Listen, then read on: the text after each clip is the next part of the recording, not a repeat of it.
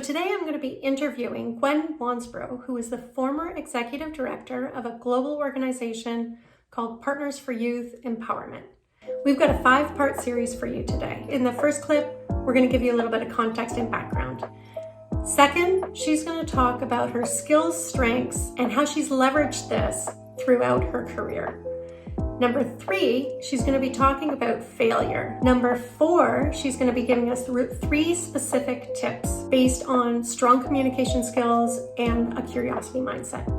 Number 5 is some bonus content that was a challenge that they thought they couldn't overcome, but that they did, and what skills really helped her overcome this challenge. And finally, the burning question: what are you going to get out of this? I hope you're going to take away 3 things. 1 is that I hope you will start to see where skills show up in the world around you. 2, and start to build some self-awareness about what your skill strengths are. And number 3 is think about the questions that I'm asking the interviewees and think about asking them to yourself. These are self-coaching questions where you can start to think about how you can build the skills that you need to succeed. So sit back, grab a coffee, grab some water, and enjoy the videos.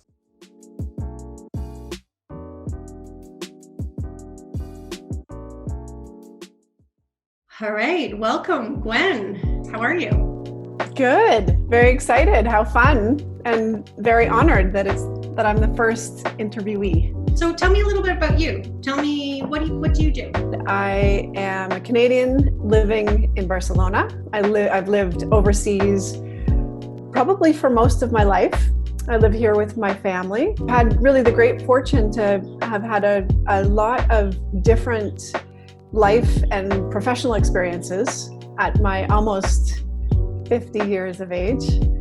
And I guess it started, when I was very young. I just always had a deep curiosity in the world around me. And not only the world, in the community that we lived in, but much further afield. So I remember watching the news, when I was really little, and it was my insight into what was going on in places like South Africa and Europe and all of these places where so much change was happening. And I started to wonder how I could help, what role I play in kind of making the world a better place. And that led me to study global politics, and I worked in international development for several years. And my most recent position was Global Executive Director of an international nonprofit called Partners for Youth Empowerment, which is an organization that is dedicated to creating transformative learning experiences for young people all over the world. And we have a tool that's called the Personal Learning Preferences. And Gwyn has done her Personal Learning Preferences assessment. And what does it say about you and your learning styles? So it says that I'm quadrant 2 on the Skillpod assessment, that spoken and visual language skills with a focus on purposeful, practical goals is really my sweet spot, which definitely resonates with me because I consider myself to be a people person, a communicator, a deep listener. I like kind of the teaching and coaching aspect of the things that I kind of do. I love the connecting and networking and building relationships part of the jobs that I've had, and the kind of strategic thinking. So all of those are things that I drew on as executive director. But I also know, and what I've learned about myself since then, is that I really enjoy and I learn best when I'm learning by doing. So a lot of the work, for example, that we do at PI, at Partners for Youth Empowerment, was experiential facilitation training. And I loved it because it was totally experiential. It was creative. It was the kind of learning that I didn't have, in my global politics degrees, and which was very much kind of more kind of conceptual and kind of intellectually stimulating. I think the other things that I've learned about myself is that I learn a lot through conversations with people. And I think that's one of the reasons why I'm just always very curious about what people do and the insights that they have, on the things that they do. And I'm also a very visual learner, which again, my school studies was just primarily, especially like in university and grad school, was just reading hundreds and hundreds and hundreds of pages, and then writing hundreds and hundreds of pages of essays. And I realized also that I'm a very visual learner, and that's one of the things that came out in the Skillpod assessment. I like learning through photos. I like learning through diagrams. I'm not good at making diagrams, but it helps to organize information. And I learn by watching films. I've always been like a really big fan of documentaries, for example, because when something kind of comes to life on a screen, it really sticks with me. I can watch a documentary film and it's like the most memorable thing, more memorable than, most books that I read. So the visual learning aspect, I think, was one of the things that I was reminded of in the Skillpod assessment of, how important that is.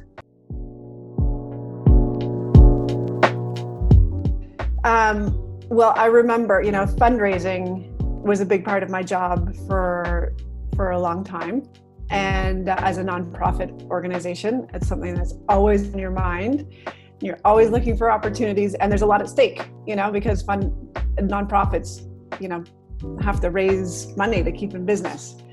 So I was living in London, and I was with my colleague, Charlie Murphy, and we had a very important meeting with a big funder in London. And there were two kind of trustees from this, large foundation that we were hoping to get a significant grant from. And so we were, kind of talking about how, what the best approach was and all this kind of stuff. And when we walked into the meeting room, I just remember I knew that this was going to be a challenge. I took a look at the two people, did a quick read, and I wasn't seeing two very friendly faces on the other side of the table. Oh dear. And I kind of immediately felt like they were coming into the meeting with like a huge amount of skepticism about our organization. Because quite frankly, I think they were in the meeting because somebody had asked them to do a favor and meet with us, rather than being, a really good fit for our organization. But anyway, so I took a look at their faces, and the determination in me said, I'm determined to make a good sell, to these people. And I was trying to read them, and I was like, oh, these people must, I know this kind of person. They want to hear about the results. They want to hear about the impact, and all these measurables and like all this kind of stuff. So I started rambling on about all the impact of our work, about the, results, thinking that was what they wanted to hear. So not surprisingly, we didn't get the funding from them, although we tried actually kind of several times after that meeting. And I felt hugely disappointed. I felt like I had failed to change their minds about the great work of our organization, and failed to kind of sway them into giving us this funding that we really needed.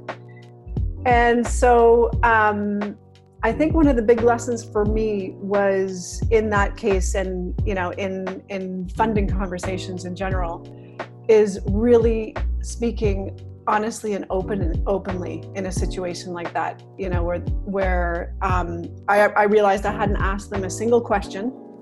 I was so determined to kind of convince them of what I was saying. I hadn't really, kind of spoken to, their interest areas and that kind of thing. And so I guess I just learned the importance of like asking questions, of like, really connecting and drawing out from them a little more information about what they wanted to hear, and responding to that, instead of assuming that I kind of knew what they wanted to hear and actually being wrong. And so that it was a big learning experience. It was, I have to say, it wasn't the last time I did that. It took me a while to really kind of learn the importance of like really, kind of this the communication skills around really listening deeply, and really, when we talk about communication and networking, it isn't just the superficial, how many people can you get to know networking or communication in the kind of very superficial sense. It's how can you really connect with people to their desires and their needs, and kind of engage with them from that level. I'm sorry you had to learn that the hard way, but I know that you have succeeded in a lot of your fundraising requests, and so I'm sure that you have you've made up for that, and that was a valuable lesson.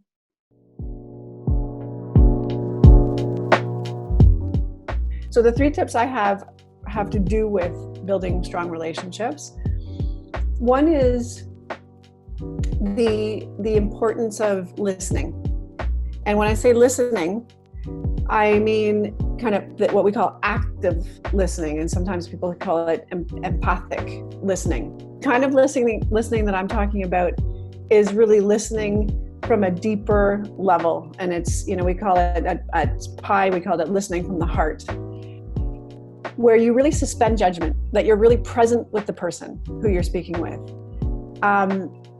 Really curious about what does that other person know that I can learn, and then also listening without trying to fix or help. How many conversations have we had with like friends and that kind of thing? They're sharing some kind of issue that they're having with their partner or something like that. And my immediate impulse sometimes is to try to fix and give solutions. Sometimes that's, in some cases that's appropriate. But in a lot of cases, when you can actually resist the temptation to kind of try to fix or help that person, sometimes it's like they just want to be listened to and witnessed.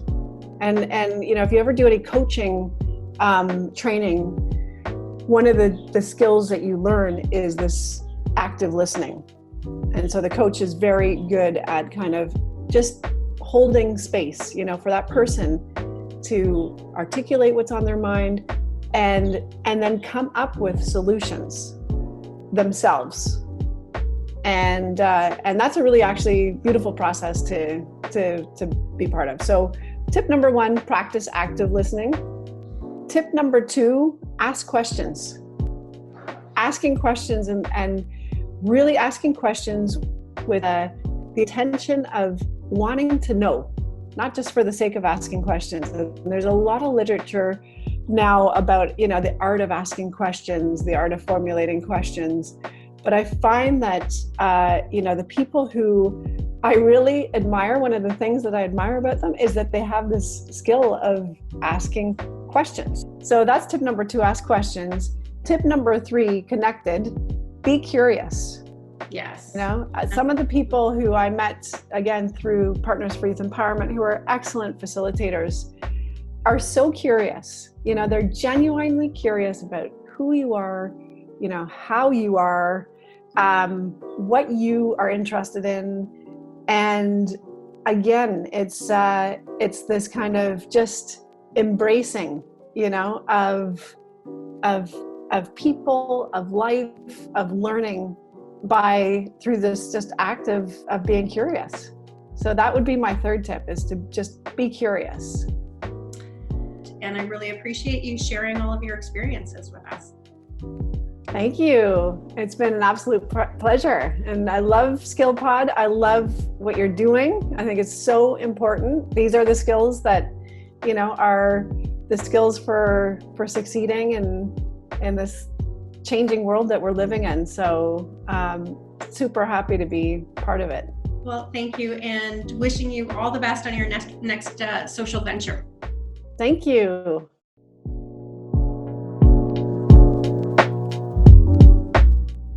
One of this kind of like challenging situations was that we were organizing a global gathering of our facilitators, our global facilitator network. And we had this amazing partner organization in Egypt, in Luxor, Egypt, who offered to host it. And so we got all excited and we're like, yes, this is going to be the next place that we're going to do this global gathering. I had never been there. I was not very familiar with the Egyptian culture from, other than the work that we were doing with our partner organization. I didn't know the venue that they were offering. I had no idea how many people were actually going to come, but we decided that we were going to do it anyway. And, just as we started in, it was just the kind of level of complexity just continued to grow. So, some of our Egyptian host partners didn't speak English. So there's a whole translation element that we had to kind of build into the whole process. It was September, which can be anywhere from 30 to 40 degrees. It turned out that it was like an average of 42 degrees every single day. It was a heat that I had never experienced in my life. Politically, it was actually a very tense moment in Egypt and particularly in Luxor. So there was that added component of like, things could go in a direction that we don't want them to, for factors completely beyond our control. Thank goodness for our partner organization that was keeping an eye on that. And we had about 90 people who came from 50 different countries who were lodged in about 5 different hotels who needed transport, to get to the venue back and forth every day. Nightmare. It was fortunately I had a small but very, very determined team to make this all work. So there was a lot of moving parts. And then I remember one night, and so it was very challenging kind of day after day. You really didn't know what was going to come up, and you really wanted to have this like amazing experience for the participants. We managed to kind of create the conditions for people to have a really amazing experience. Everybody bonded. There was lots of cross-cultural, amazingness that happens when you have all these people from all different parts of the world who are just like kind of passionate about the same thing in the same place. And it was amazing. It was really a transformative event for every single person who was there. Despite the odds, we pulled it off. Yeah, some of these skills really come in. You're reminded like strategic thinking.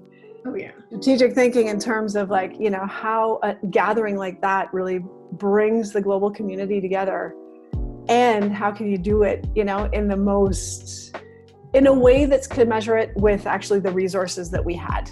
This teamwork element of pulling something like that off became incredibly important, so there was like regular meetings in the morning and in the afternoon, and constant, very clear roles for different people taking care of different things.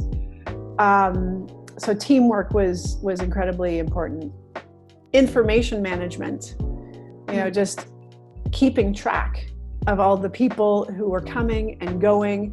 There was a whole, kind of part of the logistics, which was to make sure that, every person had their travel arrangements done, that they knew where they were going, that they had somebody picking them up, they knew what hotel they were going to, they knew what time they needed to be here and there.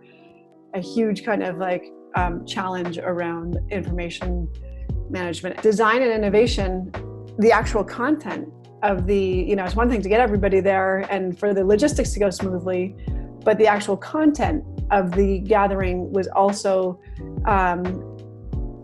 particularly one of our colleagues, the director of training, put a lot of time and energy into making it into designing the whole event so that it would be something that was very memorable and valuable to people, who were coming from all of these different places to participate. All right, time for our recap. The theme I heard Gwyn talking about today was how to use communication skills to build good relationships. And this is something that she does extraordinarily well. You can do this too by practicing her 3 tips. So Gwyn's 3 tips for building strong communication skills. 1, practice active listening. 2, ask questions with the intention of understanding. And number 3, be curious. Be curious of the people and the world around you. So a big thank you to Gwyn for spending time here with us today, and to you for tuning in. Please use the comments below to add your voice to this conversation or to provide me with feedback. Hit subscribe if you'd like to hear more of this content about how you can build skills that you need to succeed. Until next time, take good care of yourselves and the people around you, and keep on building your skills. I hope to see you again soon.